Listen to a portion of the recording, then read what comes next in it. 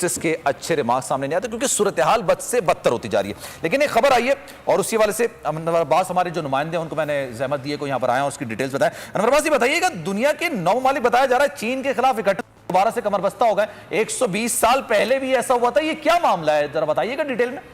जी बिल्कुल, बरतानिया में 11 से 13 जून तक G7 ममालिक जो कि दुनिया के अमीर तरीन ममालिक समझे जाते हैं उनका एक इजलास मुनक्किद हुआ है। बुनियादी तौर पर उसमें कोविड के हवाले से भी बातचीत की गई है, लेकिन इस इजलास में जो एक अहम तरीन एलामिया जो उसके एलामिया में भी बात थी वो चाइना के हवाले से, चाइना के घेराव के हवाले से चाइना का मुकाबला करने के लिए हिकमत अमली तश्कील दी गई है। सबसे इम्पॉर्टेंट बात यह कि इस इजलास के बाद सेशन ऐसे थे कि जिसमें इंटरनेट को भी बंद किया गया, वाईफाई को भी बंद कर दिया गया ताकि कम्युनिकेशन लीक ना हो।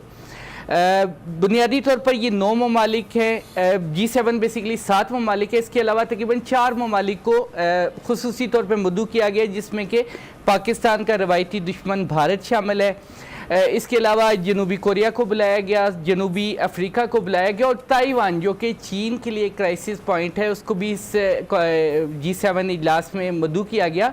और अगर हम हिस्ट्री को देखें तो 1899 में चीन में एक बॉक्सर तहरीक उठी थी। बॉक्सर तहरीक बुनियादी तौर पर जो चीन में मगरबी मफादात थे, मगरबी अफराद जो मौजूद थे उनके ख़िलाफ़ एक मकामी तहरीक थी और इसका मकसद ये कि चीन से जो मगरबियत वेस्ट जो है उसके एजेंडे को नाकाम बनाया जाए और उसको काउंटर करने के लिए 1901 में इनमें जो G7 ममालिक में ज़्यादातर ममालिक शामिल हैं, इन्हीं ममालिक और इसके अलावा ऑस्ट्रो हंगेरियन रिपब्लिक उस वक्त मौजूद थी, अब वो 2 अलग मुल्क बन गया, ऑस्ट्रिया और हंगरी।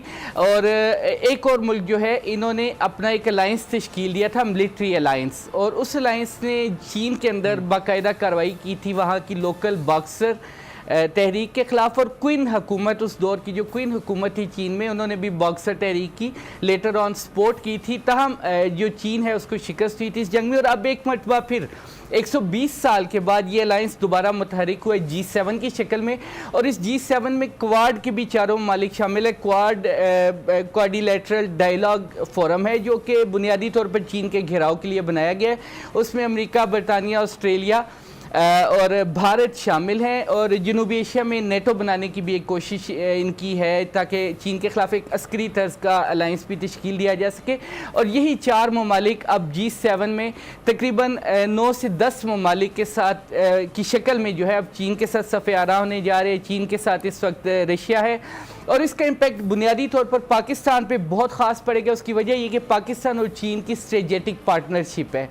हमारा भी दावा है, चीन का भी दावा है कि हमारी हिमालय से बुलंद और समुंदर से ज़्यादा गहरी दोस्ती है, तो लिहाजा जब चीन का घेराव होगा तो उसके हवाले से पाकिस्तान पे इसके डायरेक्ट इम्पैक्ट होगा। देन जो ये G7 इजलास हुआ है इसमें एक नया कॉन्सेप्ट दिया चीन का जो BRI इनिशिएटिव है, बेल्ट एंड रोड इनिशिएटिव, उसके मुकाबले में अमेरिकन्स ने एक नया initiative bring back to better world के नाम से इंट्रोड्यूस करवाया है। 3BW उसको कहते हैं। उसके लिए $40 ट्रिलियन फिक्स किए जा रहे हैं और उसका बुनियादी मकसद BRI की तर्ज पे इंफ्रास्ट्रक्चर डेवलपमेंट होगा। तहम ये जो इंफ्रास्ट्रक्चर डेवलपमेंट होगी ये उन ममालिक में होगी जो कि ज़्यादातर चीन के मुखालिफ हैं, तो लिहाजा ये एक अलायंस चीन के खिलाफ। अच्छा, पाकिस्तान इससे किस हद तक मुतासर होगा? अमीर अब्बास ये बताइएगा, ये अब जो सूरत हाल इस वक्त बता रहे हैं अनवर अब्बास, जो डिटेल्स बता रहे हैं, इससे अब तक पाकिस्तान मुतासर होगा अगर हम बिगेस्ट पर्सपेक्टिव में अगर ये सारी सूरत हाल देखें तो? जी बिल्कुल अनवर, बिल्कुल जिस तरह उन्होंने सारा कॉन्टेक्स्ट आपको बताया। ये पहले इन्होंने एक पॉलिसी बनाई थी कंटेनमेंट ऑफ चाइना, कि चाइना को कंटेन कैसे करना है। जब वो पॉलिसी एक्सपोज हो गई तो फिर ये हिलरी क्लिंटन के जमाने में शायद ये पॉलिसी इन्होंने बनाई पिवट टू एशिया, उसका नाम जरा मजीद खूबसूरत करके बना दिया। मकसद ये था कि चाइना को कंटेन कैसे करना है। फिर ये डेमोक्रेटिक पार्टी के जमाने में, ये ओबामा के जमाने में ये क्वाड ग्रुप बना था, लेकिन ये इतना इफेक्टिव नहीं हो सका था। तो ट्रंप ने दरअसल इसको इफेक्टिव करने की कोशिश की थी काफी अर्से के बाद, और अभी जाके फाइनली जो बाइडेन के जमाने में इसकी शायद एक पहली मीटिंग भी हो चुकी है। और क्वाड में हमारा जो दुश्मन है भारत, वो भी क्वाड में शामिल है। आप अंदाजा कर लें कि वो यानी हमारे साथ है, उधर से उसको वो चाइना के खिलाफ भी खड़ा करना चाहते हैं। तो इसमें अब कोई ढकी छुपी बात नहीं है कि चाइना की ग्रोथ को रोकना चाहते हैं। अच्छा, चाइना एक ऐसा मुल्क है कि जिसके कोई अजाइम नहीं है। ये चाइना के बारे में जो कहा जाता है कि ये ब्लॉक पॉलिटिक्स है, ये एक बहुत ले मैन नॉलेज की बात है। चाइना कोई ब्लॉक पॉलिटिक्स नहीं करता।